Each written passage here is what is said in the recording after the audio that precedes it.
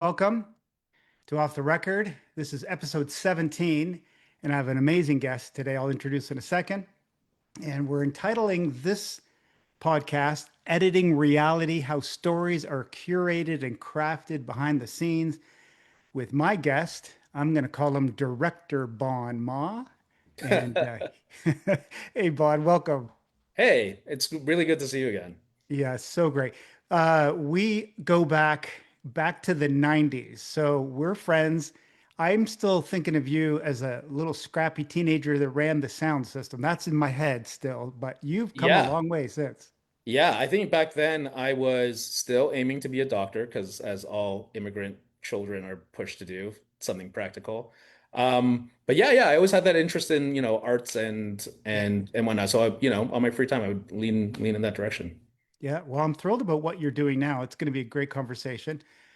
Super cash, as we have always been. Friends, jump into the comments if you like. You're watching this live, Facebook and on YouTube premiere. We would love to hear back from you.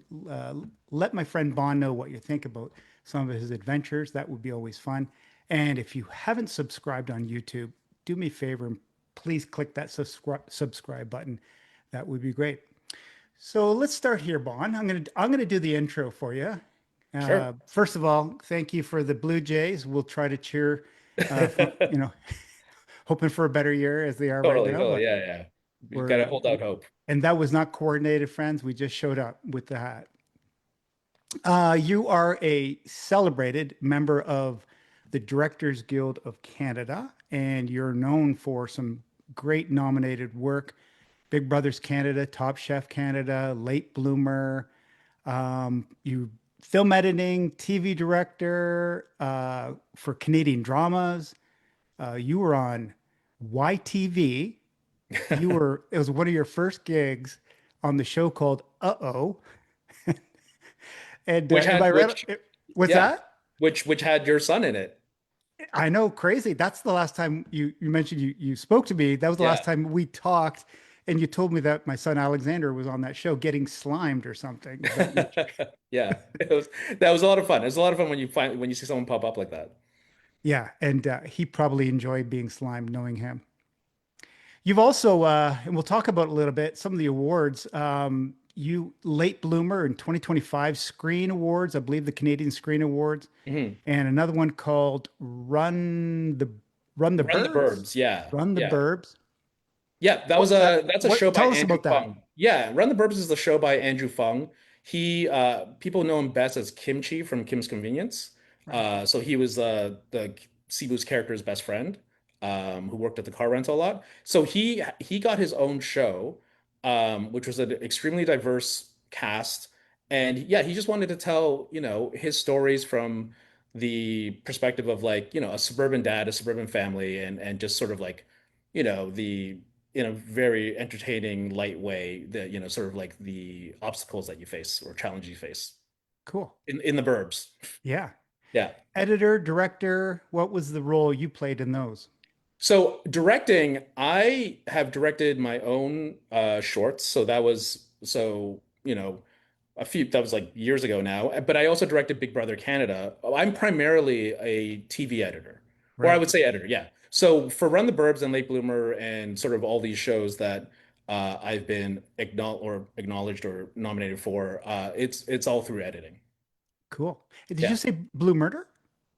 Oh no, no, no, sorry, Late Bloomer, Late Bloomer. Oh, Late Bloomer. Yeah, yeah. Sorry, Yeah, I yeah. misheard that. My wife Sonia was on Blue Murder as a stand-in, so it's like, Oh, oh no wow. kidding. Oh, that's Yeah. cool. Yeah. Hey, so Bon, I know you as a teenager and enjoyed your spunkiness. Your sister Candace as well. I know. I guess she's a doctor now, so you guys have Yeah, grown she up. is. Yeah. But when you were a kid, maybe even predating the time we first met, what did you imagine your life would look like? In what ways even does your current career surprise or fulfill that younger version of you in any way? I think like maybe half the people, in the world, like I think everything that I thought I knew back in high school, maybe this is everyone back is not even how remotely it turned out. I think in high school I wanted, or I'm not necessarily wanted, but it was like I have immigrant parents. And my dad really wanted me to be a doctor. So I think even for the longest time, I had my eye on being a doctor, going to med Sure. school. I didn't even know, like, it was so much so that I didn't even know what engineering was when I had graduated from high school. Like to me, that seemed like such a huge surprise that there was even a concentration like that. But once you get a little older, once your grades, aren't necessarily up to snuff in university, and I also started doing graphic design and photography just on the side because I've always had an interest in arts. And Hmm. like as you know, like even in high school, like I would dabble in sound, with the sound stuff, sound design, sound mixing. Um, Yeah. and and I think after graduating from Queen's University, I honestly sort of like left it up to, I did pray about it. I sort of left it up to God, where I was like, okay, I'm going to apply to Ryerson, TMU. They only allow a certain number of people per year in their film program. Um, because I had taken a film course at Queens and I had gotten interested. And I will, if I get into this program, I'll take it as a sign that, film is the direction I should go in. Oh, cool. Um, Otherwise, I would just either do a graduate degree or go into biology research because I graduated with my biology degree. Okay.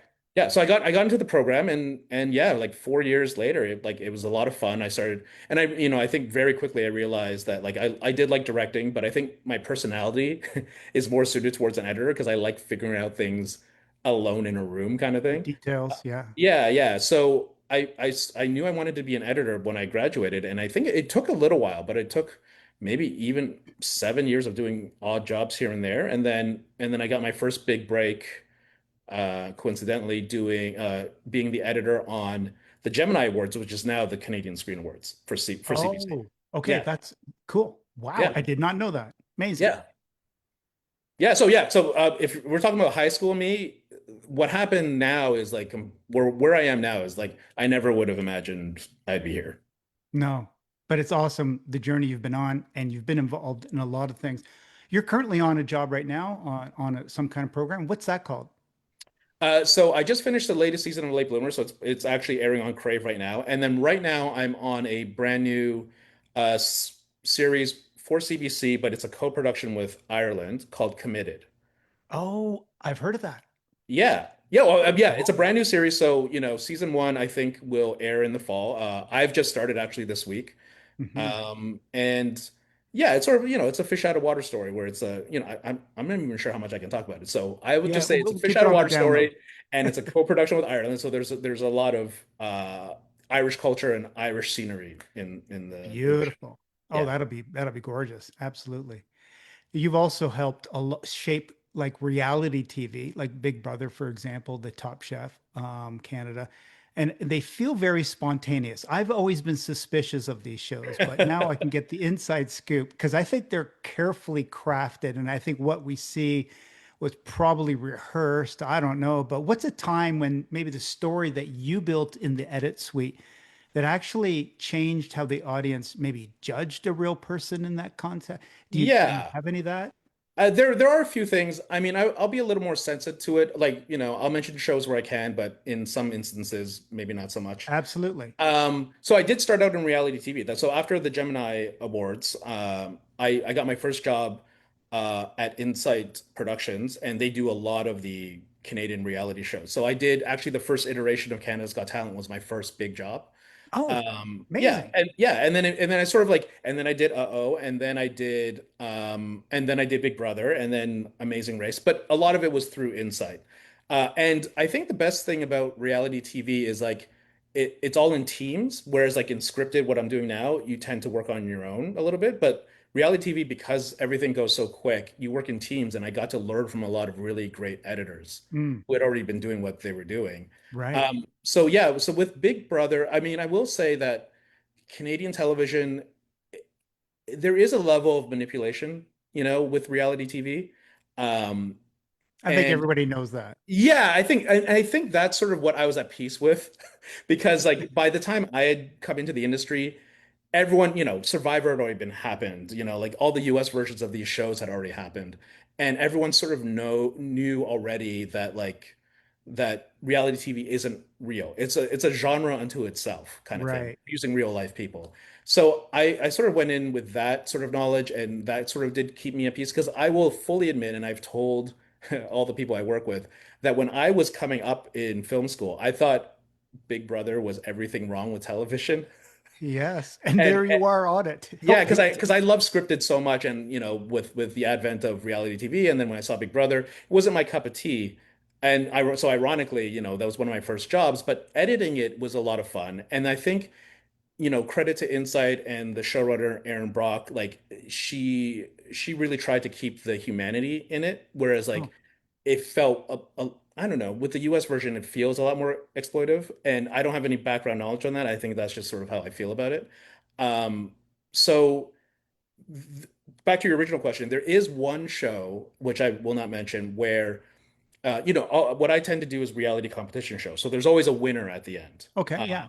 Yeah. And so with this one show, and once we realized who the winner is, once it finished filming, we were maybe only a couple of episodes through, but then we realized that because they had won, and because everyone wants to cheer on a winner, or like these people who would eventually become the winner, we did. I know in the edit that we had made a sort of like conscious decision not to include some of the more um, angry moments or argumentative moments. Oh, so people would So like them.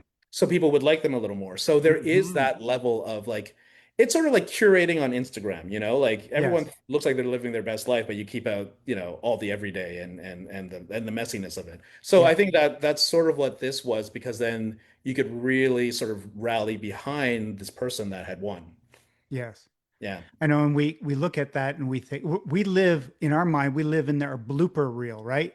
As opposed to the Yeah. highlights. Right. Yeah. Yeah, Well, the exactly. highlights are elevated and everybody wants that kind Yeah, of. that's a Yeah, good way no, of putting it. I Yeah, get for that. sure. Yeah, so I I mean, so that's on one end, and then on the other end, you have, and I think people know this now because it's literally called the villain edit on Twitter and Instagram. People know on these type of shows like Big Brother or even Drag Race or whatnot, they're like, oh, they gave him the villain edit. So it's like when, it looks like in a scene you really made the person look worse than what people think they are or what they actually are, because no one on these shows is actually like good or evil, but we right. tend to like to play in binaries. So you tend to want to root for someone, and you tend to want to have someone be the bad guy, and you have those archetypes that people kind of latch on to. Hmm.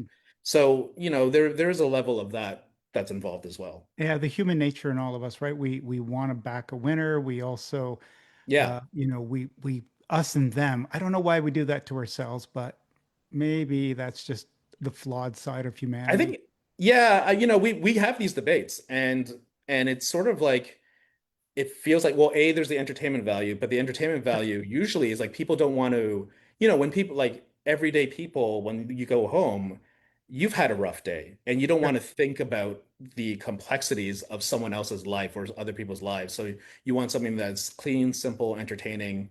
The Bit debate of an goes on and escape. on. Yeah, yeah. Hmm. Is there one show in particular, Bon, that stands out to you that actually had the most meaning or very significant, meaningful to you in any way that like stands out? Besides Yeah, the I think. awards you've won, like obviously that would have a lot of meaning, but a show itself. Well, Late Bloomer does, and this was before the nominations and awards. Like Late Bloomer, luckily I got that show, but I think it was the first show. I mean, because I love scripted again, so it was the first scripted. It was the first script that I read, where A, I thought it was really funny, Sure. and B, it's like from a perspective that I've never seen before. So it's from this very specific point of view of like just me, Raina, who is a YouTube star, like and has millions of followers. In real life? Um, yeah, in real life, yeah, yeah. Oh, I He's like didn't know that. That's he's interesting. he is very famous. We were working on the trailer for season one, and we literally walked 2 blocks in my area just to grab dinner, and like 9 or 10 people stopped him. And I was just like, we've only walked 2 blocks. I was like, does this happen all the time? He's like, oh, it actually used to happen more when he was still doing YouTube videos. So that was, Wow. I think that was like for me personally, like my closest glimpse of like fame and Hmm. celebrity. Hmm. Just seeing all these people react to him walking down Right. the street. But he wanted to tell a very specific story about him growing up as a Sikh Indian Canadian. So I think I gravitate towards those sort of things where it's like, and again, this is all before 2020, but it's like the idea of like representation and having diverse voices, across a whole spectrum. I sort of gravitate toward those, and because then it feels like it's meaningful what we're doing, and that we're showing this perspective that no one's ever seen before. And Hmm. even better if you can do it in a very entertaining way. So like, Late Bloomer is very funny, but also has moments of comedy or drama. So there's that. Heartfelt And stuff. Yeah. yeah, and I think what won me over, just to even go back to reality TV, was like big our the second season of Big Brother Canada. There was a moment, and this none of this was scripted, and I think these moments are like the ones that shine for me, where we had someone Muslim and he was praying, as they do at sunrise and sunset, and there was this really like there was this other guy from a smaller town, and he was like, he was a little more ignorant, and he was a little more combative, but they somehow formed this like sort of unlikely friendship. And then Interesting. he taught him how to pray because the guy wanted to learn. And this was like very maybe, yeah, still very close to 9/11 and the Islamophobia that was going on in North America. So I was I didn't edit that moment, but like when I saw it, I was like so proud of being on the show because it showed this real moment that was completely unscripted. Like that moment played out in real time, and Hmm. without any sort of like People from big totally magic. different worldviews, Yeah. Yeah, and friendship that the kind of and that coming at the forward. time the US version would never do that. Interesting. So it made me feel very proud like that the show would show moments like this, of genuine human connection, but then also that very Canadian as well. Yeah. Like this is why our show exists because we Hmm. would we would show these moments versus, other ones. I know that you're a person, raised with faith and belief in God and stuff, and so you see these moments like this, and I'm sure you go, like, we need more of the where people really live, not just what's curated, not just what's fashionable or trendy, but people have layers, their belief systems, their emotions, and that doesn't always get connected to. And it's great that you're in the opportunity to make that shine in a sense, right? So, In small moments, I will admit, like I know what reality TV is as well. okay. But yeah, but when we can, and I know a lot of editors do this and even producers, like, and that's why I even gravitate towards the people who think in that same way. Hmm. You do try. You Yeah. try to do it. Interesting. Yeah. And I think, but again, for me, these are my personal preferences. Again, like I loved working in reality TV, but I think, like I said, like I love scripted because with scripted, it's like everyone knows it's not real, but you're trying to find or tell a story where it resonates with something very Yeah, of real. course. And then Yeah. reality TV is like the other thing where it comes up, we say it's real, but there's a lot of behind the scenes Isn't manipulation. that interesting? So it's Yeah. almost like the opposite what's going on because the universal appeal of some shows, like because everybody's going through the struggle, overcoming things, whatever it is, and there's villains. I mean, in the extremes where you have certain shows like that. But when a scene or a person is human and there's a universal struggle that they're going through, people relate to it and probably connect with it. I mean, there's some series we love watching because these people are just like you know, ordinary, regular people doing some pretty extraordinary things, and you're cheering for them inside, right? It's pretty cool. Yeah, for sure. Yeah. And there's a purity to that to some level. Like, and I think that's why even shows like Amazing Race have endured, because Mm. it's just the thrill of a competition and See, and to also me, the I go escapist and also the escapist effect of like having to travel the world, around the world. Yeah, that Yeah, part's yeah. cool. Yeah, exactly.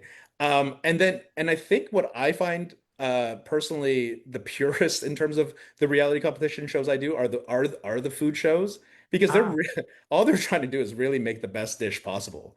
and Uh, they make everybody hungry. It's crazy. I yeah, can't watch yeah, those shows. It's torture. yeah. No, I gain a lot of weight just from like constantly just watching all that food. Um, Yeah. But like, yeah, like yes, there's some shows where they show the behind the scenes and there is conflict because like, you know, professional chefs have like egos, and they, Sure. and they're very competitive to a degree. So, there is that, but yeah, for the most part, like, with these food shows, it's an opportunity to tell their story, but then also have all this amazing food being made, and all you're trying to do is make the best dish. Yeah. Yeah. Amazing, really. Fun. Um, People that know you, Bon. So we haven't chatted like for feels like forever, but I think I know you a bit, and I can, I can by some of the shows that you were involved in editing, like so Hmm. close family, close friends, or maybe even friends in the film industry that know you and know your craft and know your skill set. Are there any like habits or signatures or things that come through the editing process that would immediately give away that your fingerprints were on that project? Has anybody ever said, "I knew you did that"? Actually, yeah, recently. Tell me Um, about it. and I was really surprised because I didn't think I had something, like something like that, like Yeah. a quote unquote signature.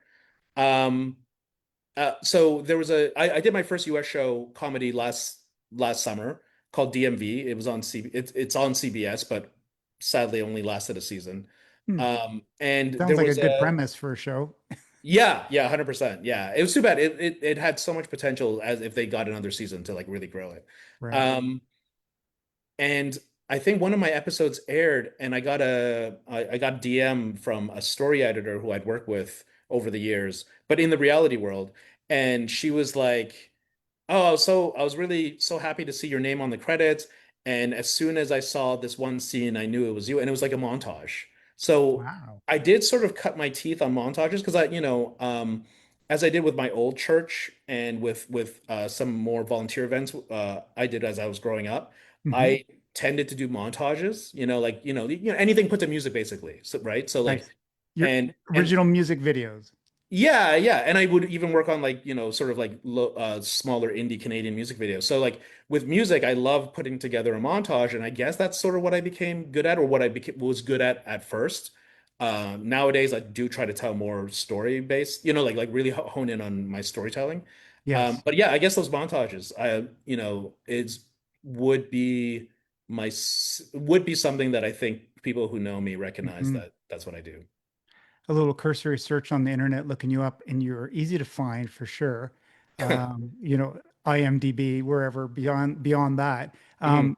One of the things that caught me was a comment was that you're a good storyteller. You're able to take risks, and I thought that's interesting. I don't know if you knew that about yourself. Someone was just writing about that. And do you have a storytelling risk that you took in the editing phase that maybe made other people nervous in your profession, in your maybe even on your team, but ultimately elevated that final product, that show that came out of it?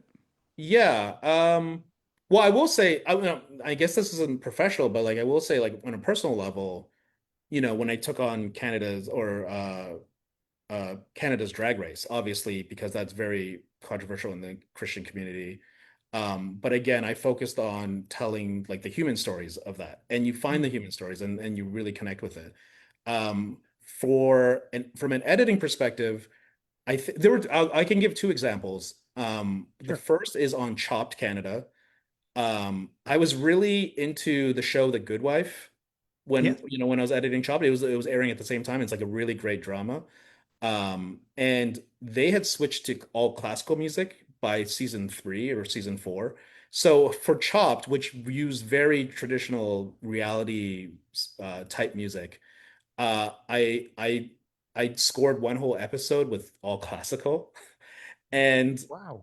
the showrunner, who was really nice, Louise Wood, she's like, okay, if you really feel strongly about this, we'll see what the network thinks. And then so we sent it through, and the network didn't have any notes on it, which is just at least That's a their good way of sign. saying it's fine. Yeah. So I think for a couple episodes, I think I did have to change one or two, like a few tracks here and there, but like for the most part, I really leaned on like any classical music I could get, because we do have a stock library. So any classical piece I could get from that Sure. stock library. Um, yeah, so for that, And I that think that that one would have paid been off unusual, right? That wouldn't have yeah, been it's the norm. unusual, and I think it paid off Mhm. in a small way. it was also a way for me to entertain myself because like you do so many episodes and but I also thought it just added something a little different, which was nice than people hadn't seen before. So, I wouldn't call it pushing it, but it was just like just trying to uh do like extend what people think is a reality, Hmm. like a reality competition show. One time where it backfired was Top Chef Canada. And in the finale, there was this whole moment that I had edited where, and they filmed it too, where the two finalists met at a bar. And to me, it felt like heat because it's like, you finally the two sit down before the big thing. Like De Niro and Sure. Pacino had that moment in the diner before the big Yeah. showdown. Oh yeah. And so like I try to make it more dramatic like that, where it's like they're talking about how the season went, they're talking about what they're gonna do and what they expect in the upcoming competition. But I had used B-roll that felt like it was like this big city thing and dramatic music. And in the end, like no one really loved it. So it completely got They scrapped. told you to scrap that Yeah, idea. they totally scrapped it. Yeah. You tried. I tried it. And I think that's the thing. It's like even with I keep going back to Big Brother because I worked on so many seasons of it, but like editors, we all have like the idea of like, oh, oh, I remember this. Why don't we try to make this challenge like The Revenant? And it's like and it doesn't show in the final Wow. product, but it's like it's your underlying motivation to try and Right. make things Trying work to reach for artistically. the stars for sure. If you're trying to like Yeah. pull up, that's Yeah, a yeah, high yeah, high exactly. bar for sure. Yeah. It's interesting. We're wrapping up so fast here. I'd love to ask you a couple more questions Oh, sure, because yeah. We can do a quick you know, fire. yeah, okay. So after years of shaping these stories that millions of people have consumed, I would assume because there's been so many different really well received shows and programs. What gives you the deepest sense of meaning outside of the nominations for multiple awards for sure?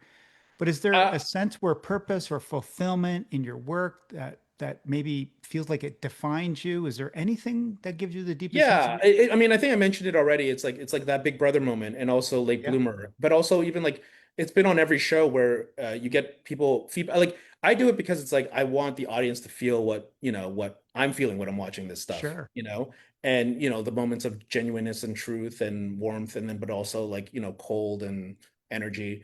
So Big Brother was definitely one that moment because, and then Late Bloomer, there are several moments because you have people from those communities, like so the Islamic community saying this was such a cool moment. You never see this on Canadian television, especially at that time where you see someone praying. And then with Late Bloomer, it's like we never see Indian representation like this. I think for me that's always been what it is. Because I think for me, even personally, like I don't think I've seen enough sort of East Asian representation. Like Yeah. we've seen a lot of stuff from Asia, but like in terms of like the Canadian experience, I don't Hmm. see a ton of that. Fascinating. So I Yeah. think anytime I can help in some way and be part of those teams, I think that's the most satisfying for me. Yeah. I hear that. So off the record here and Yeah. off script. So I was wondering, besides all your work in your career, what else brings you a sense of fulfillment in life? What makes Bond tick? You know what? I That's a good question because I've been asking that a lot myself. I think like, it is family to a degree because I like my nieces bring me a lot of joy and I try to visit them a lot. I Nice. think for me it's just like I've at this point, I feel like I will always keep trying to do more, but like I think I'm happy with my career and where it is. So Oh, I think for me, it's just trying to find peace. And peace for me is like so much so just like quieter moments. Like even talking to you now when the sun is setting and it's a nice day, like and it doesn't have to be about work, but it's just sort of like I really just sort of relishing smaller, quieter moments that I have. mm, Yeah. mhm. And this is a good moment. I'm really enjoying this as well. I love this chat, man. It's been Oh, cool. forever Yeah. since we caught up and really appreciate your just candid honesty and sharing about that. But I think all of this works. And I'm going to give a little like my overview of why I think you're so good at this job is because you Okay. love people. You Yeah. care. You I mean, care. yeah, I think that yeah, I do care a lot. Yeah, I care a lot, and I Mhm. care about. I think, yeah, I just care about, vo- you know, people and voices being like and their stories being told. That's really Yeah. what it comes down Oh, to. that's Yeah. beautiful, Bon. And that comes from a deep place because I know you and I really appreciate you just sharing today. Thanks for taking the time and saying No, of yes course. and No, it coming was so much on. fun. So great. I'd love to connect again on other things, maybe in the future. For But sure. friends, jump in the comments, say goodbye to my good friend. Now you're a good friend, Baun Mah. And Baun, appreciate you so much. And this has been an amazing off the record episode. It's going to be a highlight for me for sure. Oh, that's awesome. Thanks, BA. And then go Okay. Jays, you know? Yeah. Okay. Thank you, man. Take care. All right, you too.